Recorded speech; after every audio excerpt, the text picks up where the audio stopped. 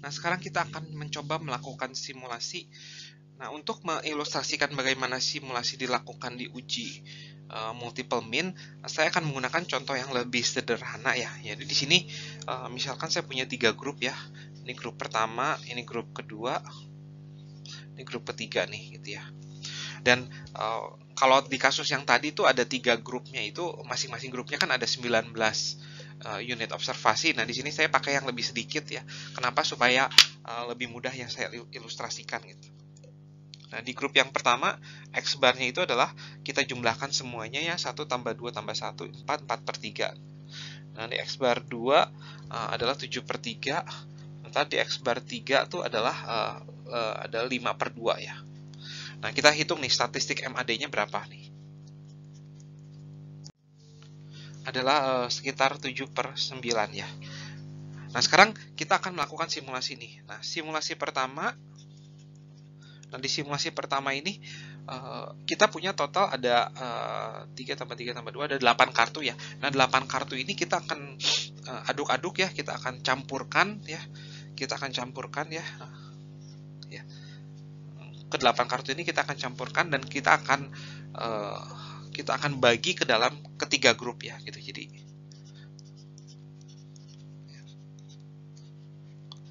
bagi ketiga grup. Nah, secara random gitu ya.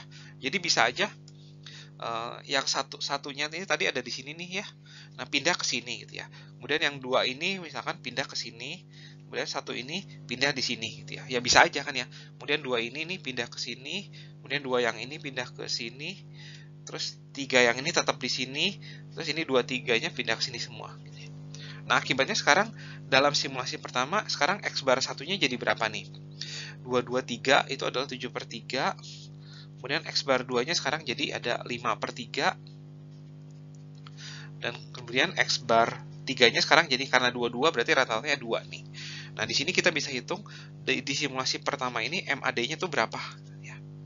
Nah, di simulasi pertama ini kita bisa hitung MAD-nya tuh berapa, yaitu adalah selisih di antara mereka semua ya. Jadi X1 kurang X2, X1 kurang X3, X2 kurang X3, terus kita jumlahkan semua selisihnya kita bagi 3 ya. Dan hasilnya kita akan mendapatkan MAD-nya itu adalah 4/9 ya. Jika dihitung rata-ratanya itu 4/9. Nah, begitu pula dengan simulasi kedua ya. Nah, kita akan aduk-aduk lagi kartunya, kita akan kumpulkan semua kartunya, kemudian kita akan bagi-bagi lagi gitu ya. Bagi-bagi lagi gitu. Tapi kita baginya dengan jumlahnya itu sesuai dengan seperti jadi di grup 1 itu cuma ada 3 kartu, di grup 2 3 kartu, di grup 3 ada 2 kartu ya. Ya, jadi kita atur sedemikian rupa supaya mereka semua jumlah kartunya itu mirip seperti yang di data ya. Di data ini kan data kita nih. Ya. Ini data kita nih. Yang di atas garis. Nah, sekarang setelah kita aduk-aduk ya bisa aja sekarang si satunya sekarang tetap di sini satu. Kemudian dua yang ini pindah ke sini, kemudian satu yang ini pindah ke sini nih gitu ya. Kemudian dua yang ini pindah ke sini, dua yang ini ya pindah ke yang ini, tiga yang ini pindah ke yang ini, dan sekarang 2 dan 3 pindah ke ini 3, ini 2 nih misalkan. Nah, sekarang ini X barnya jadi berapa nih? X bar satunya 1 tambah 3 ini 7/3. X bar 2 nya sekarang jadi 2 ya percis. X bar 3 nya tuh 1 nih. Nah, sekarang kita dapatkan MAD nya berapa untuk simulasi kedua. Ya, selisih di antara mereka semua, kemudian kita rata-ratakan ya. Yaitu 8/9 ya. Nah, kita lihat di sini kita sudah melakukan 2 simulasi. Nah, kita akan lakukan simulasi itu dengan banyak ya.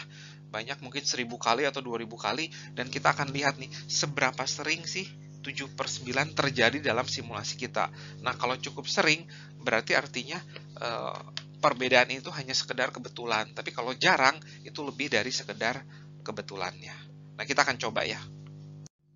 Nah, selanjutnya kita akan coba melakukan simulasi, namun simulasinya seperti pada pengujian hipotesis yang lain, kita akan menggunakan applet untuk melakukan simulasi.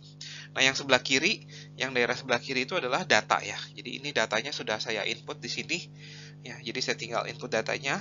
Kemudian setelah input datanya saya sudah berhasil, saya bisa melakukan visualisasi seperti yang tadi saya dapatkan ya. Jadi ini adalah grup yang non, grup yang before, grup yang after ya. Nah, setelah visualisasi kita dapatkan, kita juga bisa mendapatkan statistik-statistik yang kita butuhkan ya. Dan ini adalah mean group difference itu adalah MAD ya. Ya, tadi kan saya mendapatkannya 1,16, tapi sebenarnya itu sebelum dibulatkan tuh 1,158. Selain itu saya juga bisa mendapatkan X bar 1, X bar 2, X bar 3 ya, dan standar deviasi di grup 1, standar deviasi di grup 2, standar deviasi di grup 3. Nah, setelah mendapatkan datanya, kita akan coba melakukan simulasi ya. Saya lakukan satu kali dulu nih ya. Saya lakukan satu simulasi, dan ternyata dari simulasi yang pertama itu saya dapat MAD-nya itu 0,56. Oleh karena itu saya titikkan 0,56 dalam grafik ini nih ya.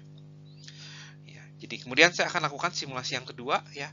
Simulasi yang kedua akan saya lakukan di slide berikutnya. Nah, di sini simulasi yang kedua saya mendapatkan MAD-nya 0,18. Nah, ini saya 0,18 ini. Nah, ini yang tadi ini 0,56 ya. Nah, dari dua simulasi aja tidak ada satu simulasi pun dari dua simulasi ini ya yang MAD-nya itu 1,158 ya. Ya mungkin aja karena kita baru dua simulasi, kita coba lakukan sampai 1000 simulasi ya. Nah, di sini saya sudah lakukan sampai 1000 simulasi ya. Nah, total udah 1000 simulasi yang saya lakukan, dan nilai-nilai MAD yang saya dapatkan juga banyak tuh ya. Mulai dari 0 sampai yang paling besar tuh di hampir 1,2-an gitu ya. Nah, sekarang sesudah saya melakukan 1000 simulasi, saya ingin menghitung ada berapa simulasi yang lebih besar dari ini 1,158 ya. Saya akan hitung ya. Jadi saya akan coba hitung ada berapa simulasi yang lebih besar dari 1,158. Nah, jika yang kita dapatkan itu cukup banyak ya, oleh karena itu H0 belum bisa kita tolak ya. Tapi jika yang kita dapatkan sangat sedikit ya, maka H0 bisa kita tolak ya. Nah, kapan kita bisa mengatakan kapan bisa cukup banyak ya, kalau lagi-lagi kita bisa menghitung p-value ya. Jadi kalau p-value-nya di bawah 5%, biasanya kita bisa tolak. Nah, nilai p-value itu adalah proporsi dari simulasi yang lebih ekstrim daripada ini MAD kita yang kita dapatkan. Kita akan coba hitung sekarang p-value-nya. Nah, ini adalah p-value-nya. Ternyata dari 1000 simulasi yang saya lakukan ya, tidak ada satu simulasi pun yang lebih besar dari 1,158. Ini 1,158 itu ada di sini di garis yang warna merah, dan ternyata tidak ada satu simulasi pun di sini nih yang lebih ekstrim dari 1,158. 1000 simulasinya itu semua ada di sini nih. Nah, oleh karena itu p-value-nya dalam hal ini adalah 0 ya. 0, dan ini jelas kurang dari 5%. Oleh karena itu kita punya bukti yang sangat kuat untuk menolak H0 ya. Atau dengan kata lain, kita punya bukti yang sangat kuat untuk mengatakan bahwa ada asosiasi antara pemberian gambar dengan tingkat mengerti siswa ya. Nah, semoga cukup jelas apa yang sudah saya lakukan, simulasi yang saya sudah lakukan. Nah, sekarang kita akan masuk ke tahap penyelidikan statistik berikutnya, yaitu adalah pengambilan kesimpulan. Nah, ada 3 pertanyaan yang mau kita coba jawab. Ya, apakah ada asosiasi antara pemberian ilustrasi dan seberapa mengerti siswa? Ya, jawabannya ya. Ya, jelas karena menurut simulasi p-value yang kita dapatkan sangat kecil ya, kurang dari 5%, sehingga H0 ditolak ya. Nah, kemudian apakah kita bisa menyimpulkan hubungan sebab akibat nih antara pemberian ilustrasi dengan tingkat mengerti siswa gitu ya. Jadi apakah pemberian ilustrasi, dalam hal ini kan kita mendapatkan bahwa yang grup P4 tuh lebih superior dibanding yang lain tuh ya. Berarti dengan kata lain, dengan memberikan ilustrasi sebelum gambar diberikan akan meningkatkan atau akan mengakibatkan tingkat mengerti siswa itu lebih naik gitu ya. Apakah kita bisa menyimpulkan hubungan sebab akibat seperti itu? Ya, dan jawabannya adalah ya. Kenapa? Karena dalam studi ini dilakukan random assignment ya. Jadi yang menyebabkan tingkat mengerti siswa itu lebih superior ya karena dia ada di grup B4 gitu, bukan karena kebetulan aja yang di grup before itu orangnya pinter-pinter semua gitu. Enggak. Kenapa? Kan kita melakukan random assignment ya. Oleh karena itu tidak menjamin bahwa yang di grup before itu orangnya pinter-pinter semua siswanya gitu. Enggak juga ya. Nah, kemudian pertanyaan yang ketiga, apakah hasil ini dapat digeneralisasi ke populasi? Nah, ini sayangnya belum ada informasi mengenai ini ya gitu ya. Jadi tidak diketahui apakah studi ini menerapkan random sampling atau tidak ya. Random assignment dilakukan, tapi random sampling tidak diketahui ya.